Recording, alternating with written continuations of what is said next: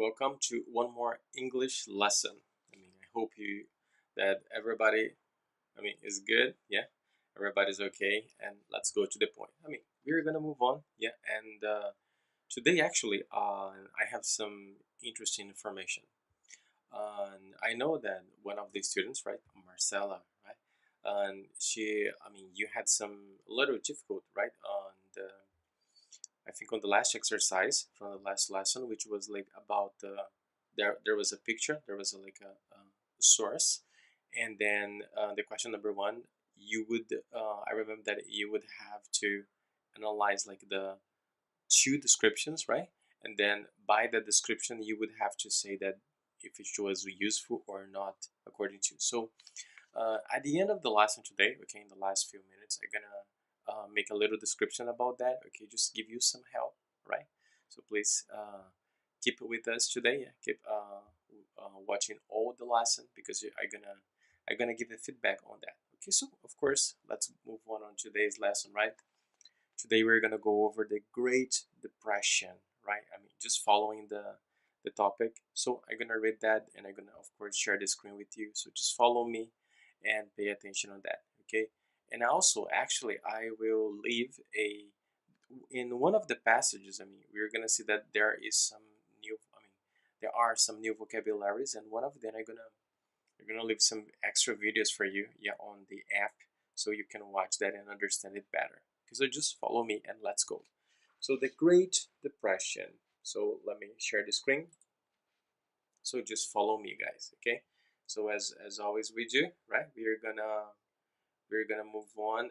Let me change the color here. I'm gonna use this one. Let's go on this part here. So let's go. And one of the things that really undermined the League of Nations was the Great Depression. Remember that we have talked about that last class, right?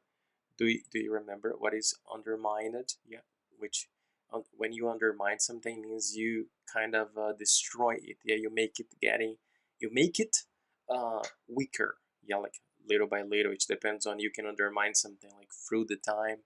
There are many ways, but when you undermine something, you are destroying that thing. Okay, so let's move on. Let's get back. And Great Depression. We're going to learn that when we talk about Great Depression, which is this word here, we're going to learn that this is about economical problem, okay? This is financial problem. So let's go on. The American stock market crashed in 1929. American stock. So this is one of the words, okay? When we talk about stock, we are talking about business, money, companies, okay?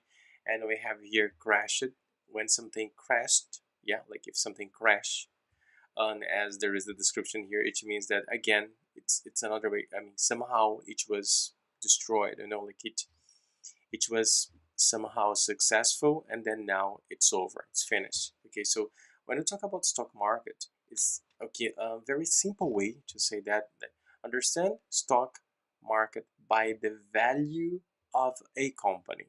If your business, if your company is doing well on the business, is selling a lot of product, yeah, is receiving a lot of profit, right? If you're really receiving money, for example, like let's talk about like this business, Immersion Classical, which is my English business, right? So if I have a lot of students, like every month new students coming, like if everything is going all right, people are, if the students are enjoying the lessons. So if I ever put this business for selling, right? Let's suppose, okay, so now I have a lot of students, and then let's suppose I want to stop working, right? So I have this business. So let's suppose that I want to sell it to someone. Hey, do you want to buy? I have this brand, which is Immersion Classical, and then I have a lot of online students. So and if you're interested in that, you can buy my business. So if your business is really doing good, so the value, the price of this business is going to go up. But if the business is going really bad, no students that are not really enjoying the lessons, like there is a lot of problem. If you have that, I mean, consequently, automatically, the value, the price of the company is gonna go down. Okay, so that difference between something that is really high price and really low price, normally it's about the value of the product, right? So when we talk about stock market, yeah, as we can see here, this is what I'm talking about, the value of the companies. If the stock market crashed, it means that because of something, for some reason that we don't know yet exactly, we can study that deeper later. Yeah, all the business belonging, I don't know, maybe from a country or one specific business, yeah, like they had some problem. So that is the thing. Did you understand that? I mean, also I'm gonna leave an extra video explaining, I mean, with a more detailed explanation about what is stock market. Okay, but let's go on. Let's move on that. So, and that was in 1929. Okay, by the way, if you search informations like on information on YouTube or Google, you're gonna see that it was something really big. Okay, so let's go, but let's read. We have 4 points, yeah, as we can see here, and let's go for all of them. Number one, in the 1920s, the USA was the most prosperous country in the world. If we say that a country is prosperous, it means that it was financially very well, very good. I mean, it's like, okay, that guy is prosperous, which means that guy is rich. He has a lot of money. Remember, prosperous stock markets. When we use this vocabulary, we are talking about money. Okay, so coming back, and then, I mean, USA has been one of the most prosperous countries. Like, I think since maybe I don't know, maybe 19s, yeah, like for a long time, America has been always a good, powerful country. But anyway, so let's analyze here. We have some points, I mean, that explains that. Okay, so follow me. Number one, wages were high and there was mass productions of goods. Wages equals salary. If I say wages, I'm talking about salaries. So salaries are way high, and it was mass productions of good. Mass production, which means that there were factory. Okay, so pay attention on that. When I use that description, mass production, which means that there is a production of some specific products, like I mean, without stopping. You know, like it's like in a line. For example, in Japan, we have like a very good example of that. For example, like on Toyota, right? I mean, Toyota company, right? Each produces cars, and each produces cars in a mass production way. What does it mean? It means that it's always producing. I mean, never stop. Every day from Monday to Saturday work, and you go and then you know, like this is mass production. When you produce the same products like hundreds and hundreds of times, you know, like without stopping. This is the definition of mass production. Did you get it? I hope so. So moving on. And next one, during this boom, yeah, boom is a definition for like an explosion. Yeah, like there was a boom like that. So each can be a boom, like each can be boom. I think it like in a bad way. Oh, there was an explosion. Or each can be a boom in a good way. Is that something, some product that was created suddenly, yeah, without expectation, became very famous, very popular, and then it started selling a lot of products. Yeah.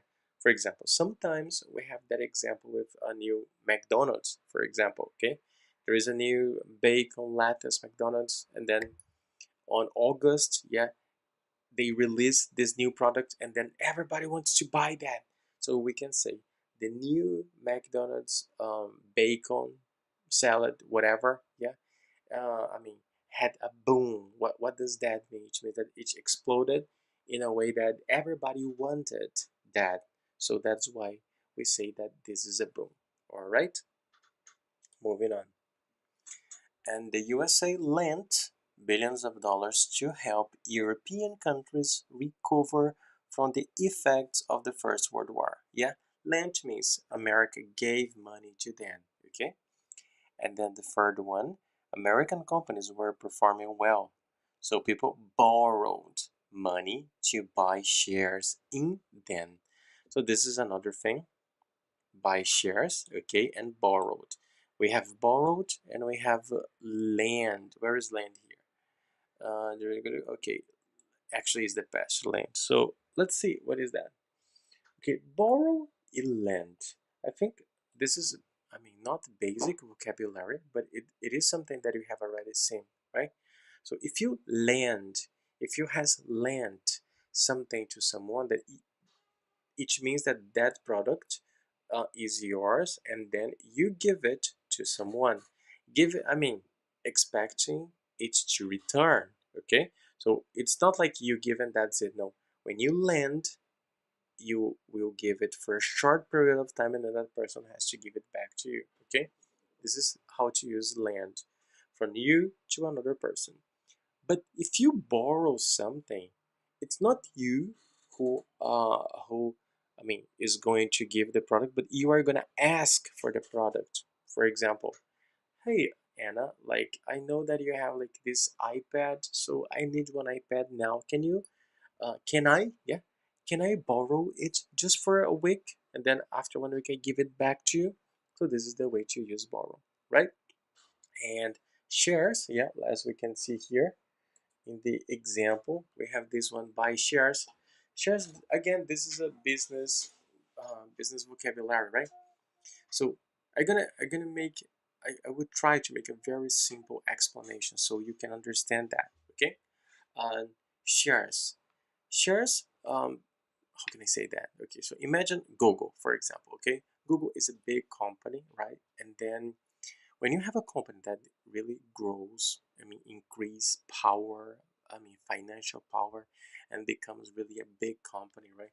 Um, if you are the owner, yeah, if you are the owner of the company, if you are the boss of the company, you can put your company in this stock market. I mean, what does that mean? There is like a place that people who own companies, yeah, they can go there and they can say, okay, so I have this big company and I would like to sell shares. I would like to work on business. What does that mean?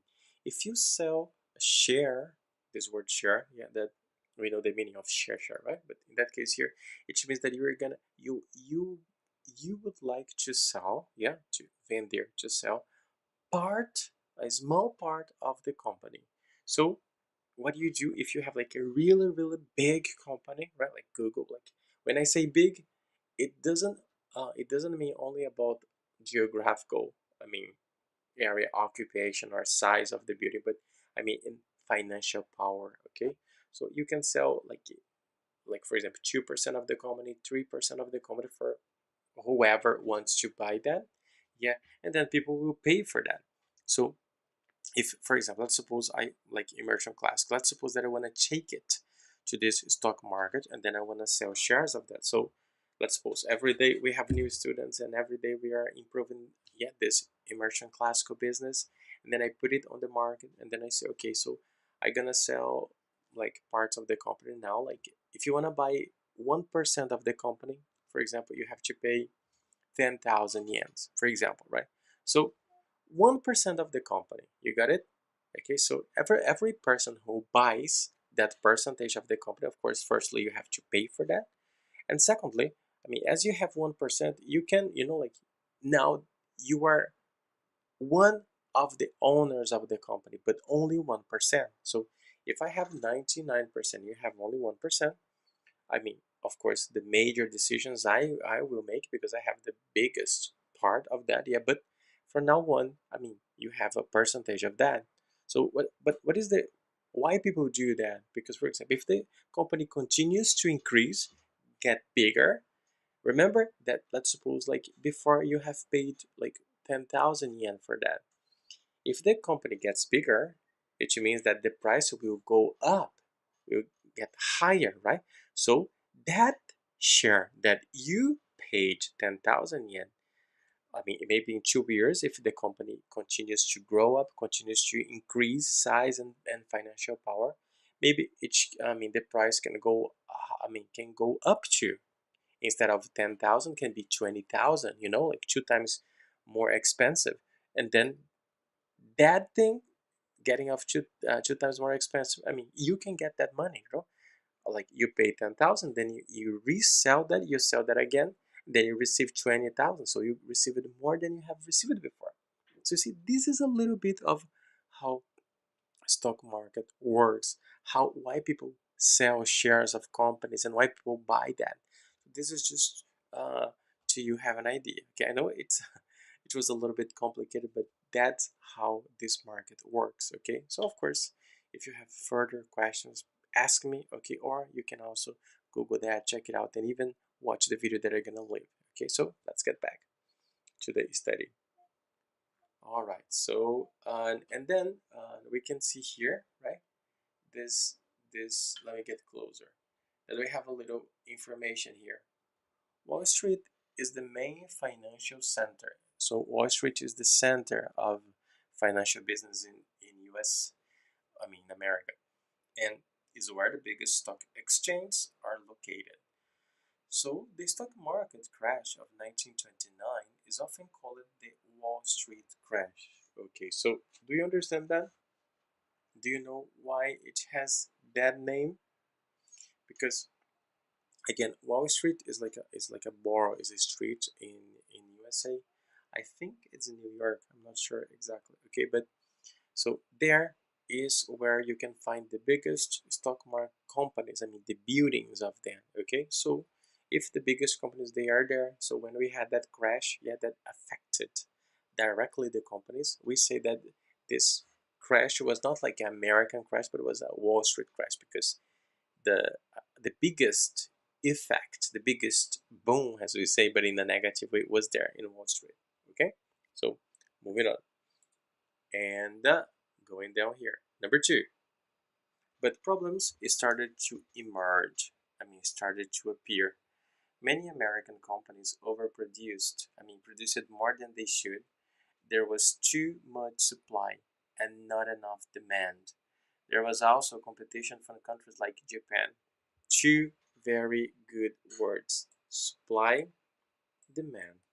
Okay, so demand is what we when we are talking about business, demand is what the market is asking for. For example, let's suppose that now everybody want to buy this new McDonald's, right? This new Mac bacon salad. It's a new product from McDonald's, and then everybody want to buy that. So when you have a problem of supply, which means that the people who are supposed to produce it, they can't produce enough for the amount of people who wants. Okay, so we have a bigger demand than I mean the producing. So what does that mean? That we have 100 people like that wants to eat that, but we have only two hamburgers produced. So I mean the demand is really high. I mean demand. So demand is like people who want to buy. Demand is like what is being asked in the market. Okay, and supply. I mean, supply is the people who produce it. Okay, supply is the source. Yeah, is the origin. Yeah, fonte. All right. Did you get it? Did you understand? I hope so. Right. If you don't, again, ask me. Don't forget to ask me. Send me a message directly. Okay, this makes me really happy when when you ask me because I know that you are really pay attention and all of these stuff. Okay, so let's move on. And overproduce means you produce more than you should. So let's get back. And going down here, right? We have this like there was also competition from countries like I mean Japan was also a big right product producing country, so we had some competition there. So and it was really I mean it was even worse because the market was already in a bad situation. So if you have competition, I mean the prices go even I mean go down and down and down, right? And then number three, 1929, the American stock market crashed. People realized that some companies were doing badly and rushed to sell their shares, parts of the companies. By October 1929, the selling was frantic. Frantic. That is a very good word. So give me a second. I'm going to explain you what is that. Okay, magic. Okay, so frantic. Listen to that. Frantic. Frantic. So when you do something in a frantic way, it means that it is done in a very urgent way. Frantic attempts to rescue people from the fire. I mean, you are is when you do that. I mean, like as a craze, like I have to do that. You know, if you do something in a frantic way, I mean, you do that. I mean, as fast as possible.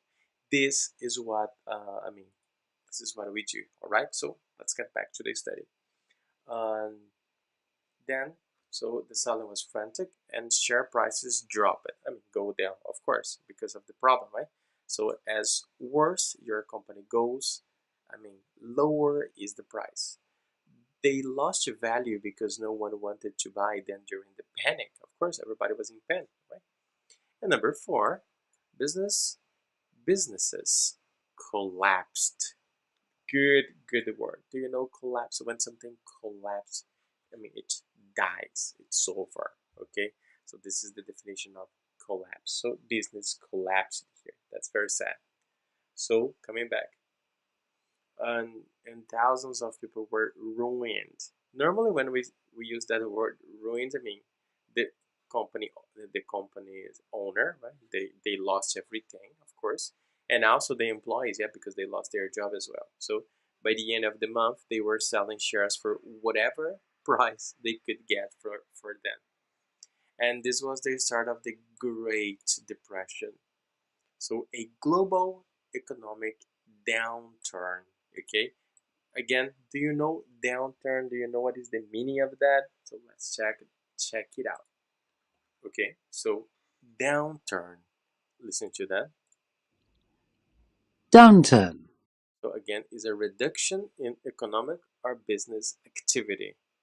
A severe economic downturn. For example, there has been a sharp downturn in demand in recent months. So you see, so when we say downturn, that I mean the business activities, like people creating new businesses, I mean selling products like propaganda, right, advertisement, just people started like just I mean they stopped actually doing that. You know, like the the speed of doing that and the increasiness, yeah, as normally is what happens. You know, it wasn't happening anymore. Yeah, it wasn't happening anymore because of the bad situation in the financial global economic, yeah, like crisis. So I mean, so bad news, right?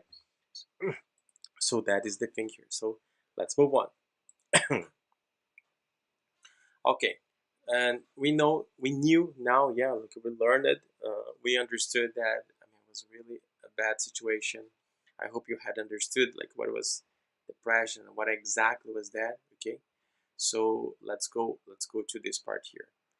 The depression caused big problems in the USA, of course. So let's analyze what kind of problems we had. So in 1929, the USA stopped lending, I mean giving, and expecting to be paid back, right? Of course, lending money abroad. Do you know abroad? Abroad means outside, for outside countries, and asked for its loans to be paid back. Loans, okay? So remember, when you lend money, I told you that before. When you lend money, so I mean, you give money to someone, but you're expecting that person to pay you back. This is the rule, right? You don't give for free, okay?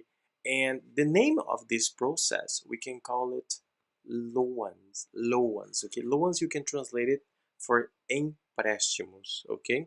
Então, lend, emprestar, borrow, pegar emprestado, loans, empréstimos is the noun of the point, okay?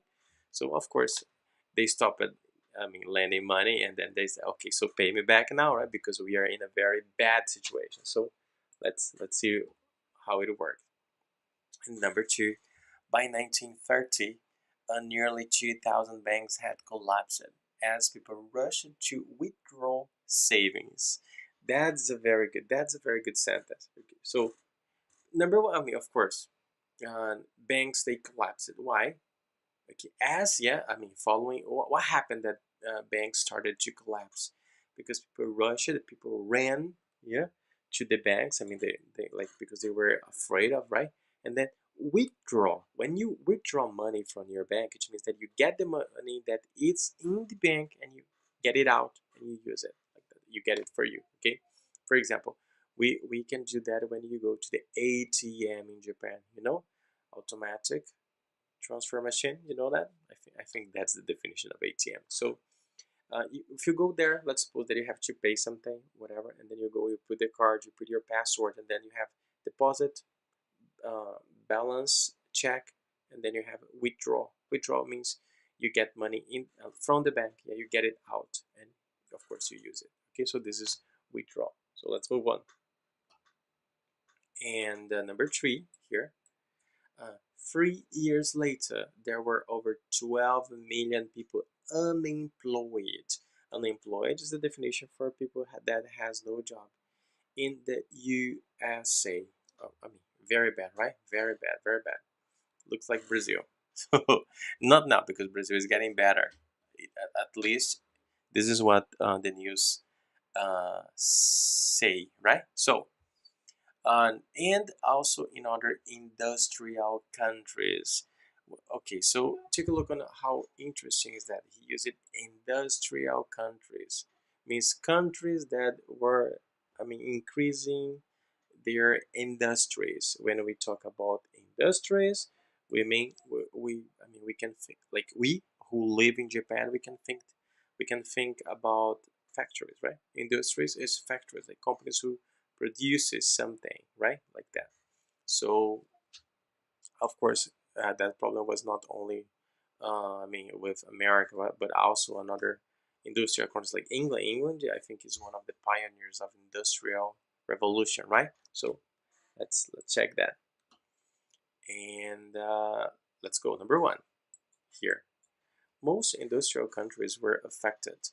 Banks failed, industries struggled, and trade ground to a halt. The least affected country was the USSR. Yeah, that's a lot of I mean information here, which had a communist system. Oh gosh. So let's analyze that. Let's analyze that. Okay, so what does that mean, right? Number 1, if industries, yeah, remember we are talking about industry. If it struggle, it means that it start moving with difficulty. Okay, if a business struggle, it means that it start, I mean, moving with difficulty. Second one, we have that sentence which is the trades they ground to a halt. Okay, so what does that mean? If something struggles, yeah, I mean, if something, if a trade, yeah, that's what we are talking about. Okay, so again, just correcting the pronunciation, right? Trade ground to a halt. Halt. Pronunciation, halt. Okay? It means that it stopped working little by little. Okay? So if we say that a business is, if business or trade as we use it here, yeah, it ground to a halt, which means that little by little it stopped working because it has maybe no money, no food, no products to continue. Okay, but if something ground to a halt, it means that it stopped it forcibly, as we say. Okay, it was forced to stop because there is no way to continue. That is the definition of that. And the USSR, okay, that as we had is the United Soviet Socialist Republic. Yeah. So yeah, I think that's the definition. Let me share here with you guys. Okay, let me see if I have that definition. I'm gonna show it to you. Check it out with me now. Can you see that here? Yeah. So officially the Union of Soviet Socialist Republic. Yeah, that's it. I mean, this was the only country, yeah, who didn't really suffer with that. I mean, because they they used the communist system, which means everything belongs to the state, and I mean nobody can really increase by its own, I mean, merit or hard working. Yeah, so it's a little different. Basically, everybody's poor. Okay, only the state is really powerful. This is how communist system works. Okay, and moving on. Let's continue. Let's continue to the point here. So, continuing the reading. Okay, number 2, within, in, yeah, within and in is the same. 3 years there were over 2.5 million people unemployed. Wow, wow, that's bad. That's bad. In Britain, and more than 30 million unemployed in the industrial countries of the West. Wow. You see, this is something big. And number 3, Germany, which had relied, remember, relied, né, que se apoiou ali, né, on American loans, yeah, on American money, was particularly affected. Of course, yeah, Germany was in a recovery state, yeah, because it was just the end of the war that they had, right? And they were relying, I mean, they were counting on the money that the American was lending to them, right? So of course, when they stopped doing that, so Germany get back to the bad situation, and German banks failed. Exports suffered, and unemployment rose to over 6 million by 1932. I mean, worldwide, right? In all of the world, there were 6 million people, more or less, unemployed with no job. That was a big number, right? That was a big number. So this is the point here, okay? So this is what we have here. And again, remember, banks failed, which means that banks, I mean, they failed. There was a failure, yeah, eles faliram, okay? And export suffered and unemployment rose. Rose is the passive rise, yeah? Tipo de aumentar, né? Então, unemployment, o desemprego, rose, yeah, to over 6 million by 1932. So, and we have this extra here, yeah, the comment and analysis. Follow me. The depression, that was the name given, yeah, to this very, very bad economical situation that the world had to face, became a global problem because so many economies were linked to the economy in the USA and to one another. Okay, so I mean, basically what he says here is that, I mean, America has been always one of the most powerful countries, not only military but also economically talking, right? And when America had that big problem, like they had that crash, that financial crash. Yeah, I mean, many countries were relying on them. It was depending on their success to continue to getting money. Yeah, like to borrow money from America and to continue their business. So once America failed, yeah, once America crashed, everybody that were linked, that were like relying, yeah, on America, they also fell down, right? They also crashed. So that's why it became like a global problem very quickly because everybody was, I mean, relying on America. It's like imagine our situation as Brazilians here in Japan, right? We normally we rely on the jobs, on the factories, yeah, that kind of stuff. So imagine that if one day Toyota, which is the biggest like supply for us, is the biggest uh, how can I say that, job producer, yeah, in Japan. If Toyota fail, yeah, like if Toyota just like extinguish, doesn't exist anymore, so probably a lot of Brazilian people, they would lose their jobs as well because like they depend on that job. So when you so that's something similar to that happened with uh, other countries, and I mean American economy. Yeah, a lot of people were relying on American, and then when America had that problem, so we had that, right. So that's why it's complicated. Okay, but just this is just an information for you. So moving on, let's get back to this part here. Let's continue, right? And of course, everything happened in 1932. So let's go to this last part here. The depression made the league's work more difficult. Of course, right? Financial problem makes everything more difficult. So almost everything, not everything actually. Okay, there are some things that doesn't depend on money. But let's go. Number one, the depression caused widespread poverty.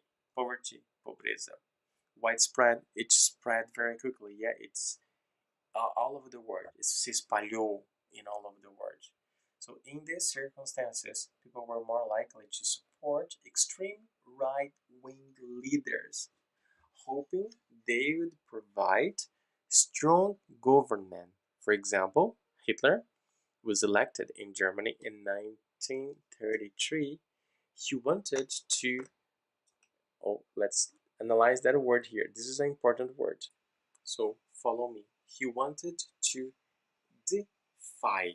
Defy. Do you know that word? He wanted to defy, like this one here. Defy the League of Nations. Of course, it is similar to a word in Portuguese, right? When you defy something, when you defy someone, I mean, you want to challenge that person, you want to not obey what that person or that thing is telling you to do. So if you defy, you are desafiando, right? So coming back and break, defy the League of Nations and break the Treaty of Versailles. Hitler, right? Of course, Hitler.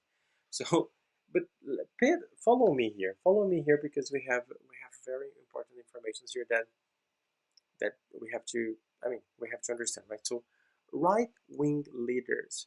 We have that thing nowadays. It's very popular now. Right wing or left wing. If you translate that to Portuguese, left wing means esquerdista, right wing means direita. For example, in Brazil, we have Bolsonaro. Yeah, that people, if it was in English, people would say that he's a right wing, ele é da direita, right? And Lula, for example, is a left wing. So, but here they they are describing Hitler as a right wing person. I don't know if this description is correct. Okay, and remember, when we are right wing, of course we have a different kinds of right wing, right? So it really depends on, who, right? For example, we had a very famous one, Trump, in America, right? Was considered a right wing, and then here in the story they are saying that the Hitler is a right wing leader. But Trump and Hitler, they are very different, right? Both had, they had some crazy acts, right? But never we could compare Hitler with Trump, for example, right? So just you know, yeah, just you know that kind of left wing and right wing. So be careful with that. Okay, but anyway, so just you know, this is important to know, and when you listen to that, so you really can understand that and express your own opinion about that. Okay, and coming back here, we have this part here. Just follow me again. Like people were more likely, more likely, né, mais uh, havia mais chances, né, a porcentagem to support extreme. Então, because of that big problem, they are saying here that people started to support more like a right wing, like Trump's style of persons. Okay, and hoping that they would provide, they would help them. Creating a strong government. Yeah, and something similar to that happens to Hitler, but that is the definition. Just really pay attention on that, right? And if you want to really understand, like if you want to have an understanding like deeper about what is right wing and left wing, we can make a study about that. Okay, but so go on.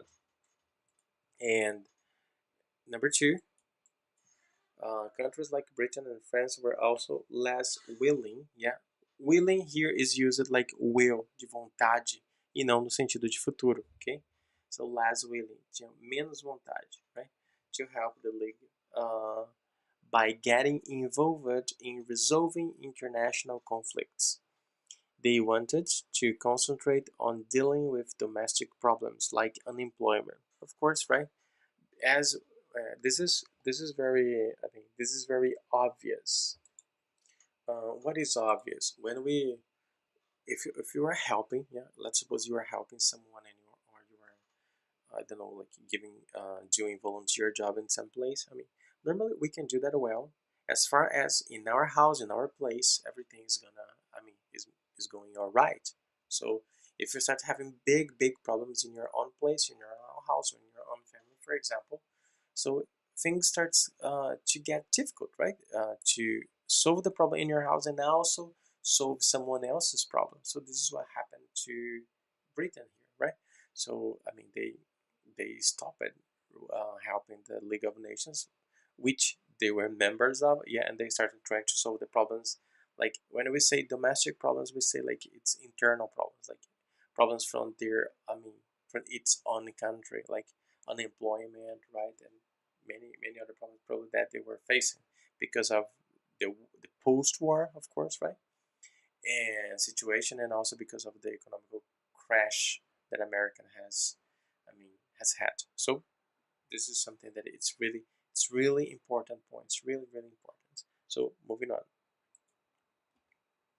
and number three, the economic downturn. Remember, we have already studied downturn, right? So, was also a factor in some political conflicts. Example, the Manchurian crisis. The Manchurian crisis. This, we are gonna see that, I mean, later, right? This is what we're gonna see on the next part, okay? Manchurian. So just keep that in mind. So let's read that last part here, which is the last information here. The Nazis, I mean, Hitler's party, right? Were also a nationalist party. Nationalism is nationalist. Nationalism is the belief that your own country's interests should be prioritized. Prioritized. Actually, let me check that pronunciation. Just a second. Okay, so the correct way is prioritized. Prioritized. Okay, this one here. And above all others. It's often popular in times of economic crisis. So nationalism. And I mean, we had a definition of nationalism, which was the Nazi party, right? So again, nationalism. What is that? Remember that when we say right wing, left wing, nationalism, they are different things. Okay, sometimes they work together. Yeah, they work along. They are similar, but not the same thing. So we have to be careful before we label someone as something. Yeah, before we say that someone is a right wing or someone is a nationalist person. But here, as the definition that we have. So again, I'm going to read for you. Nationalism is the belief that your country's interests should be prioritized above all others. I mean that your country is the most important. The others, we see that later. This is one of the definitions here. Okay, even though I think, for example, about the Nazi, right? It wasn't only about interest, right? I mean, they not only wanted to, I mean, keep their interests safe, but also they wanted to destroy the others. Yeah. So this is, anyway. So later we can really go deep into that and discuss and try to, yeah, like to have some philosophical thoughts about that. But this is the point here. Okay. And let's go on. So and this way we finish that first part. Okay, so uh, let's just organize here the page, and that's it. I hope you understood that part, and let's go to the next one. Right now we're gonna go to the homework part. Yeah, one of the best part, right? I mean that's very easy. I mean we have made a really, I think, very detailed reading. So just follow me. Homework. In this homework here, the Great Depression, right? Now that you know all about the global impact of the Great Depression, have a go at these activities. So, knowledge and understanding, and then number one. Let me put here. So, describe America's economy before 1929. Include the following keywords and phrases in your answer: shares, mass produced, First World War, prosperity, and salaries. That we can also use the word wages. Remember, these two words means salaries, okay? So what do you have to do here? You have to describe America's economy before 1990, before, not after, but before that, okay? And of course, you are gonna ask you to include these words that it is given here. If you don't know the meaning of that exactly, ask me that, okay? But shares, I have explained to you. Mass produce, I have explained to you that. First World War, you know. Prosperity, I also explained to. I had explained that too. And salaries, I mean, easy, right? So coming back. 2. Give a definition for each of the following terms. A. Overproduction. B. Wall Street. And C. Nationalism. Again, I've talked to you about all of these three things here. So what is the definition for that, right? What is overproduction? Remember, I told you that is when we produce more than the buyer, right? Needs, right? So just a simple definition, but check it out on the text. You can Google that if you need to research more information, but pay attention on that. Next one. On 3. explain what the Wall Street crash was. What was the crash? What exactly happened? So, can you, teacher? Can I Google? Can I get extra information on Google? Of course you can. So please explain that for me in the best way possible. Okay. And number 4. Let's move on. Explain why the Great Depression became a global crisis. What happened? There was one reason why it not only, I mean, that problem like was kept inside America, but also it spread out, right, to the world. So why? What happened? And number 5, copy and complete the table below describing how the Great Depression affected each country. Try to give as much details as possible. This is a very simple too, yeah? We have USA, USSR, Britain, and Germany. So number one, we have to complete that. Like, what was the effect of the Great Depression? What happened to USA once it was affected by the Great Depression? What was Great Depression? The big financial problem. What happened to the country? What effect that happened in the country? What happened after that? So explain for these 4 options: USA, USSR, Britain, and Germany. Explain that using your best English. This space here in the book, we can see it's a little small, right? So you can use your own paper if you want to give more details, okay? And let's go to the last part here. Thinking historically. Number 1, copy and complete the mind map below by adding the consequences of the Great Depressions for the League of Nations. Remember, now we're going to add the consequences for the League of Nations, okay? Not exactly for one specific country, but for the League of Nations itself. So look for information about that related to that, okay? And so mind map, I mean, is the same, right? We have information here, so you give information here, give here, give here. So let's see what is the main here. Consequences of the Great Depression for the League of Nations. So you're gonna add information in all the sides, okay? So please do that for me also as a homework, all right? And basically that is the point. There is only one last information down below here, right? So the Great Depression doesn't sound all the great, really. Really? Doesn't sound all the great, really? So the Depression had a hugely significant impact around the world for years to come. Keep this in mind when you are writing about developments that happened later in the interwar years. I'm going to read that again for you. The Depression had a hugely significant impact around the world for years to come. I mean, years that were going to come in the future. Keep this in mind when you are writing about developments that happened later in the interwar years. So the Great Depression doesn't sound all the great, really. So you see, I mean, it's an interesting information. This sentence here, the Great Depression doesn't sound all the great, really. I'm gonna translate that to Portuguese for you, just to make it easier for you to understand what I want. Essa grande depressão não pareceu tão grande assim. Daí ele fala embaixo, isso aqui eu achei muito importante.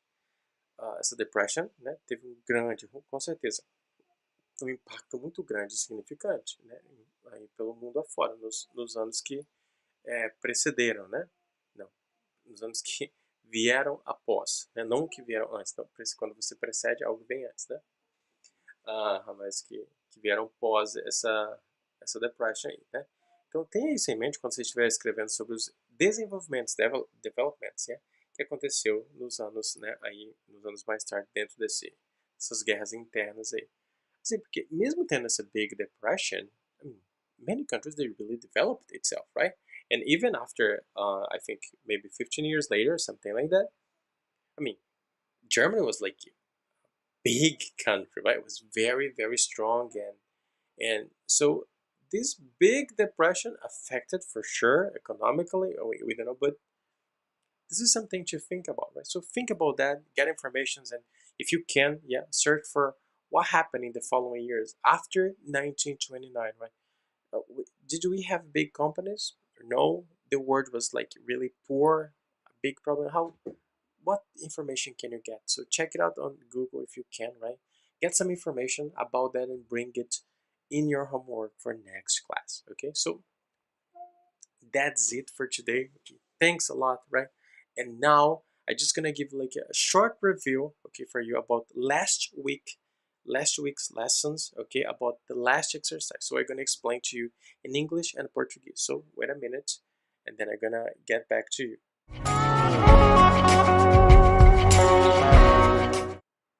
Okay, so follow me. I'm gonna share here. This is from the last week. Okay, this is just a description from the last week's activity. So don't forget that.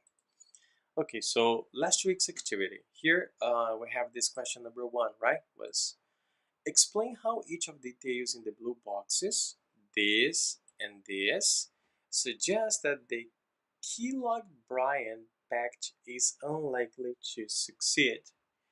So what do we have to do? Number 1, firstly, I'm going to explain that in English for you, okay? So what was Kellogg Briand? What was that? So that's the first thing that you have to get, okay? It was a pact, okay? But what was the rule? Okay, and then here says that these informations here shows that this pact was unlikely to succeed, okay? Unlikely to succeed. So let's see what is the information here. Let's see what we have here. The married couple have left a trail of papers behind them listing their past divorces. The most recent one says divorce in 1914. And B, the word is wearing a tag saying this wicked word. Very good. So remember that this picture represents like a marriage, right? Like um casamento, ok? Então vamos lá, explanation. Então, o que nós temos nesse exercise aqui, se você olhar essa página da página anterior? A pergunta é basicamente assim, explique como, né, cada detalhe ali nesse blue box, nessas duas imagens que eu mostrei que tem a descrição, ok? Né, sugere que esse Kellogg Briand Pact, esse pacto, se você não lembra o que foi esse pacto, corre lá na página e lê. Né? Por que aquilo estava, né, indicando que não iria, se fosse unlikely to succeed, quer dizer que aí a porcentagem, né, né, não era favorável para ser bem sucedido. Que quer dizer que essas duas frases aqui demonstram que aquele pacto provavelmente iria falhar, que o pacto não daria certo. Mas por quê? Aí a gente analisa o que está escrito. Né? The marriage couple, lembra? Aqui, o que representa essa figura? Vou até mostrar a figura novamente para vocês. É como se, né, lembra desse aqui? Um representa, né, a paz e o outro representa aí, o mundo, né? Ou seja, o casal que acabou de casar, que foi entre a paz e o mundo, né? E as nações, que eles estão deixando esse trail, essa trilha aqui, ó, né? Para trás, né? Ok? Com os papéis de divórcio. O que isso quer dizer? Quer dizer que, por várias vezes, eles tentaram fazer esse pacto para se unir, para não haver mais guerra, para né, ter paz. Mas, várias vezes, quando ele fala, né, fala ali que houve um divórcio, quer dizer que não deu certo o pacto. Falou, não vão brigar mais. Passa-se algum tempo, quebra-se o pacto. Então, esse é o ponto. E aqui ele fala no finalzinho da frase, né, o mais recente foi em 1914. Então, o primeiro ponto a representar aqui é que eles não estavam botando muita fé nesse pacto. Por quê? Já houve vários pactos, né, anteriormente e nenhum deles funcionou. E na parte B aqui, the word is wearing a tag saying, ou seja, o mundo está vestindo aí, né, essa tag aqui, esse papelzinho, né, que normalmente estaria o preço de algo, mas aí está escrito, né, esse mundo malvado, né, esse mundo aí, né, malicioso, ou seja, quer dizer que, né, aqui não há esperança, por mais que haja um pacto que sempre, né, a ideia que passa disso aqui é que sempre irá dar errado. Por isso que ele fala aqui. Por quê? Você tem que explicar por que essas imagens e essa frase sugere que esse pacto não vai ser bem sucedido, vai dar errado, obviamente. Né? É basicamente o que eu expliquei para vocês em português, então tenta explicar isso, ok? Por exemplo, né, in English, it's because, as we can see on the picture, like before they tried to have some pact, some agreement, but they always got divorced, right? I mean, what does that mean? Always they broke that pact, and then it was, unsuccessful, right? So probably this new one maybe it's gonna fail again, right? So this is the idea. This is what you should say in this exercise, okay? So I hope it have I mean it has helped you. Yeah, I hope you have understood as well, of course, yeah, our lesson today. Thanks always for your time, for your patience. Again, of course, I see you soon, guys. Big hug to you. Thanks always, and bye bye. Take care.